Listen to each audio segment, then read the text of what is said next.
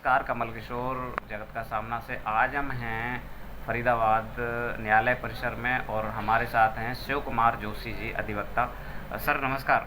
नमस्कार। जानना चाहूँगा कि आज का जो माहौल है, जो प्रतिदिन बढ़ती है महंगाई, बढ़ती जा रही है, क्या कारण मानते हैं सर इस महंगाई का? महंगाई का एक ही कारण है सिर्फ जो है जी। वो है पॉलिटिकल पार्टीज द्वारा सरमाएदारों से रिश्वत के रूप में चंदा लेना। महंगाई पहले भी थी, महंगाई आज भी है जी। महंगाई कांग्रेस के टाइम में भी थी, महंगाई आज भी है जी। लेकिन कांग्रेस के टाइम में और आज के टाइम में अंतर ये है जी। कि वो सरमाएदारों से जितना ये चंदा ले रहे उतना चंदा नहीं लेते थे। कांग्रेस नहीं लेती थी, कांग्रेस इतना चंदा नहीं लेकिन लेती थी जी। लेकिन इन्होंने क्या किया कि उस चंदा को लीगलाइज और कर दिया, उस घूसखोरी को लीगलाइज कर दिया और उसको वर्ड नाम दे दिया, उसको इलेक्टोरल बॉन्ड, उसके ऊपर एक्ट भी बना दिया। अच्छा। उसको लीगलाइज कर दिया इन्होंने। जी जी। और इन्होंने सबसे ज़्यादा चंदा बटोरा है जी।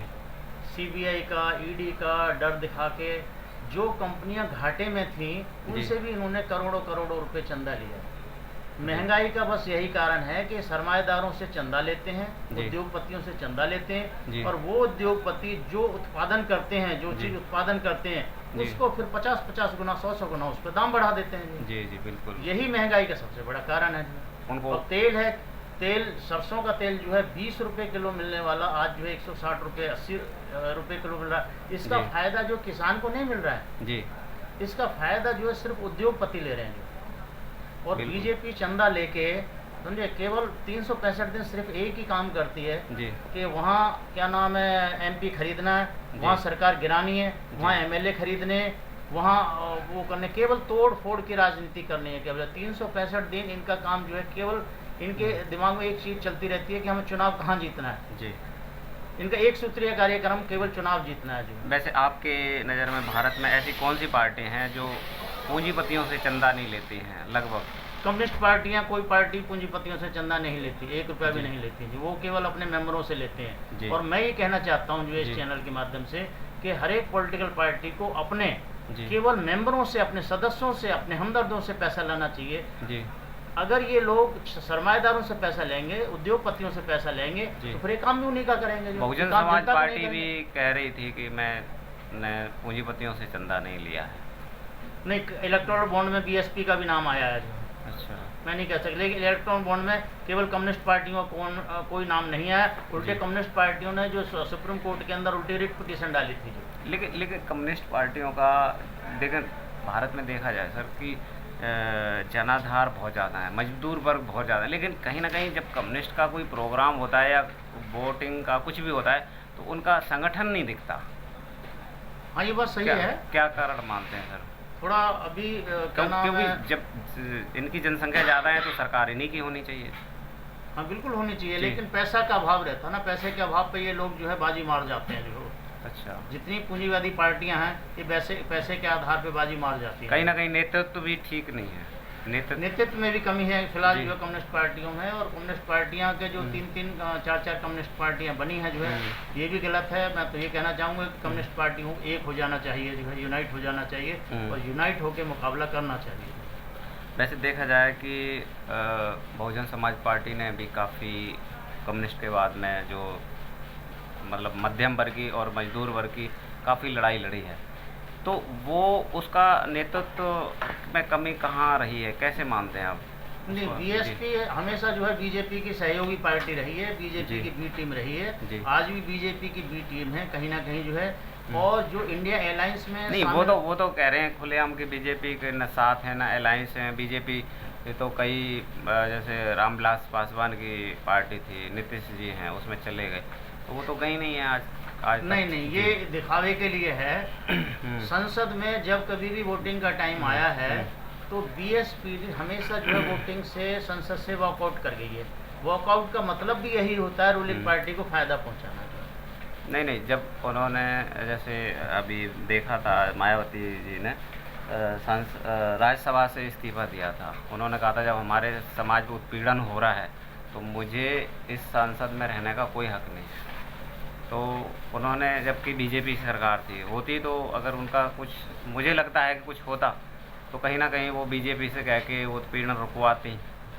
तो और बात करता हूँ, जैसे अभी कांग्रेस और बीजेपी चुनाव चल रहे हैं, तो इनका कितना मानते हैं, क्या रहेगा, ईवीएम हावी रहेगी या क्या रहेगा, कि लोकतंत्र की जीत होगी या पूंजीवादी व्यवस्था? मुझे लगता है लोकतंत्र की जीत होगी वैसे जो है जी, लेकिन मुझे जो लगता है कि ईवीएम पे भी कहीं ना कहीं जो है बीजेपी का पूरा विश्वास होता है। जी, मेरा ये मानना है कि जी, अगर ईवीएम से बीजेपी को बिल्कुल भी कोई फायदा नहीं होता तो अब तक ईवीएम कब की बैन हो चुकी होती, कब की बैन हो चुकी हो। कब की बैन हो चुकी होती। जी, इसका मतलब ये हुआ कि ईवीएम पे कहीं ना कहीं बीजेपी का फुल भरोसा रहता है।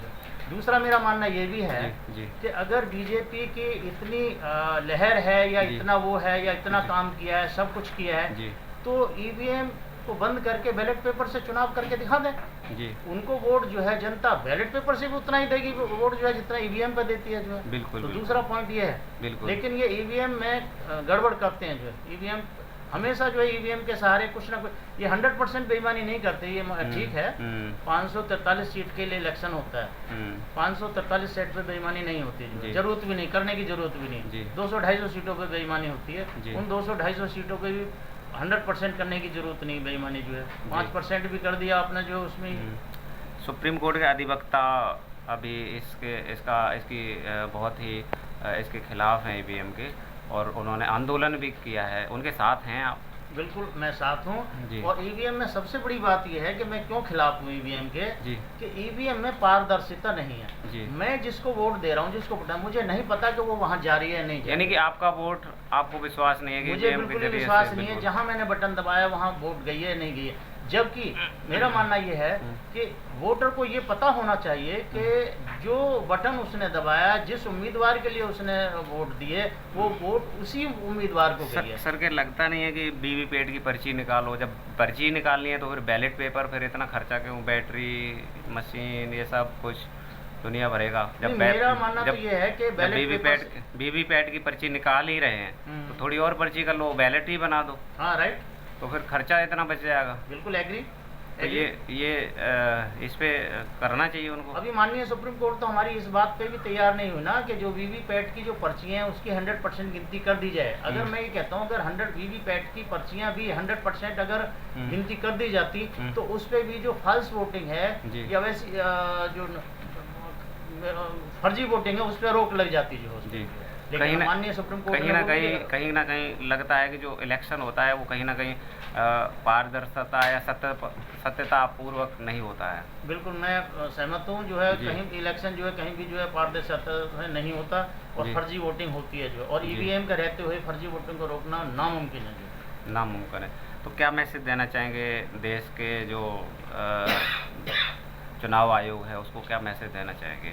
मेरा मैसेज तो यही है कि चुनाव जो है बैलेट पेपर से हों जी, और जिससे कि लोगों में लोकतंत्र के प्रति विश्वास जगे जी, और चुनाव आयोग के प्रति भी विश्वास जगे। आज जो है हमारा चुनाव आयोग के प्रति भी जो है जनता का विश्वास खत्म हो चुका है। जी, बिल्कुल एकदम जनता भरोसा नहीं करती चुनाव आयोग पे। जो कई जगह चुनाव पकड़ी गई हैं, गड़बड़ियाँ पकड़ी गई हैं। ऐसी स्थिति में जो चुनकर लीडर जाते हैं सर, तो वो देश कितना खतरे में है आज की डेट में, कितना खतरे में मानते हैं? नहीं, खतरा ही खतरा है। जो क्या नाम है वहाँ देखो, ये जो हम एमपी या एमएलए जो चुन के भेजते हैं, ये एक्चुअल में हम जो कानून बनाने के लिए भेजे हैं, विधायक, ये लोग विधायिका बनाते हैं जो है।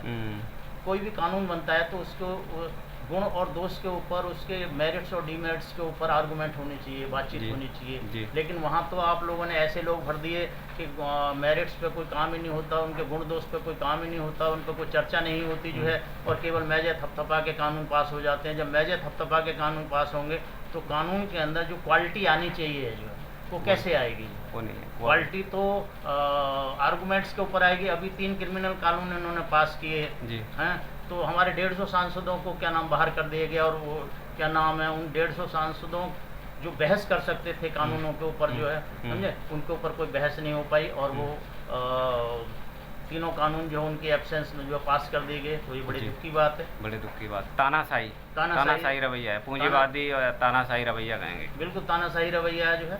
तो वो 3 कानून जो उन पे क्या सर लगता है कि देश गुलाम होने से कितनी दूर है या हो चुका है, क्या लगता है सर आपको? नहीं, गुलाम होने से मतलब ये है पूंजीपतियों का। मतलब गुलाम होने से मतलब ये नहीं, गुलाम तो है, गुलाम होने से मतलब ये नहीं है कि पैरों में बेड़ियां पड़ी होंगी, हाँ। हाथों में हथकड़ियां पड़ी होंगी, ऐसा कुछ नहीं है जो है। आर्थिक लेकिन समाज अगर आपकी बात अगर सुनी नहीं जाएगी तो ये भी गुलामी है जो है। जी जी समझे?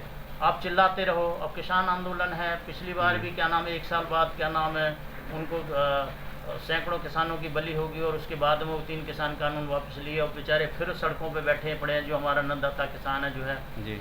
तो आज मैं और आपके सामने जो बोल रहा हूँ वो किसानों की बदौलत ही बोल रहा हूँ, रोटी खा के बोल रहा हूँ मैं जो है। जी सर। मैं जो जिंदा हूँ, आप भी जो जिंदा है वो किसानों की बदौलत ही जिंदा है। क्या मैसेज देना चाहेंगे सर इस लोकतंत्र के महापर्व पर? मैं ये मैसेज देना चाहूँगा कि बीजेपी को सत्ता से दूर किया जाए, क्योंकि जब से 2014 से ये लोग आए हैं इन्होंने समाज के अंदर जहर बहुत घोल दिया, जातिवाद बहुत घोल दिया, सांप्रदायिकता का जहर बहुत घोल दिया। चारों तरफ जो है जातिवाद सांप्रदायिकता का जहर ही जहर है जो। तो मेरा मानना ये है कि देश को बचाने के लिए, सांप्रदायिकता के जहर से बचाने के लिए, जातिवाद के जहर से बचाने के लिए इनको सत्ता से दूर रखना बहुत ज़रूरी है। जगत का सामना बात करने के लिए बहुत बहुत धन्यवाद। Thank you.